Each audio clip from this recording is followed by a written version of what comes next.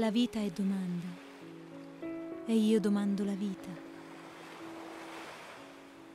il senso di ciò che io sono, la risposta di ciò che il mio cuore reclama, il possesso di tutto ciò che abbraccia il mio sguardo, mosso d'amore, insaziabile, impetuoso ardore, la felicità che desidero, la compagnia che manca.